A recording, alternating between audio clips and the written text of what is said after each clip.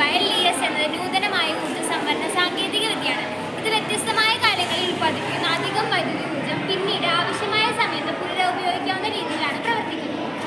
Nuclear energy solar system ഒരു താപ mechanical ഊർജ്ജ സംഭരണ സാങ്കേതിക വിദ്യയാണ്. ഈ സിസ്റ്റത്തിൽ സാധാരണ അന്തരീക്ഷ വായുവിനെ കുറഞ്ഞ താപനിലയിൽ തണുപ്പിച്ചുകൊണ്ട് ദ്രാവക രൂപത്തിലാക്കുന്നു.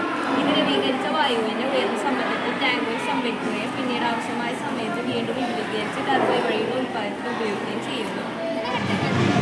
അധികമായി ഉൽപ്പാദിപ്പിക്കുന്ന വൈദ്യുതി ഉപയോഗിച്ച് ഇലക്ട്രിഫിക്കേഷൻ. അധികമായി ഉൽപ്പാദിപ്പിക്കുന്ന വൈദ്യുതി കാറ്റ് വൈദ്യുതി, വിണ്ട് വൈദ്യുതി ഉപയോഗിച്ച് കംപ്രസറുകൾ വായുവിനെ ഉയർന്ന സമ്മർദ്ദത്തിൽ കംപ്രസ് ചെയ്യുന്നു. തുടർന്ന് ഈ വായുവിനെ ദ്രാവക രൂപത്തിലാക്കുകയും ചെയ്യുന്നു.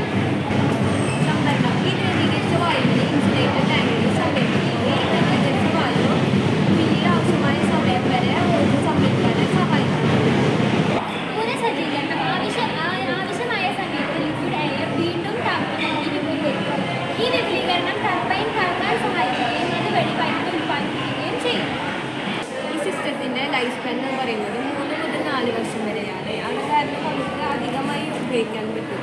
പിന്നെ ഇത് എക്കോ ഫ്രണ്ട്ലി ആണ് പറയുമ്പോൾ നമ്മൾ വായു മാത്രമേ ഉപയോഗിക്കുള്ളൂ. വേറെ ബാറ്ററിയോ വേറെ കെമിക്കൽസോ ഒന്നും യൂസ് ചെയ്യണില്ല. ഇത് നിർമ്മിക്കാനായിട്ട് അധികം സ്ഥലമൊന്നും ആവശ്യമില്ല. ഇതിൽ ഉപയോഗിച്ചിരിക്കുന്ന സാധനങ്ങൾ നമുക്ക് റീയൂസബിൾ ആണ്. പിന്നെ ബാറ്ററി പോലെ കത്തിപ്പോവോ അങ്ങനെയൊന്നുമില്ല. ബാറ്ററിനെക്കാട്ടും സുരക്ഷിതമാണ്.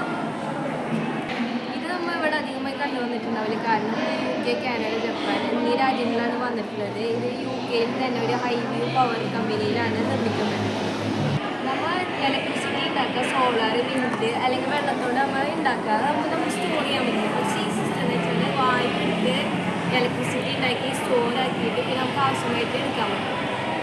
ഇത് പറയുമ്പോൾ വലിയ തോതിൽ വൈദ്യുതി ഊർജ്ജം സംഭരിക്കാൻ പറ്റും. അത് കാരണം ആർക്കിടെക്ചർ സെറ്റിലിന് വളരെയധികം അനുയോജ്യമാണ്.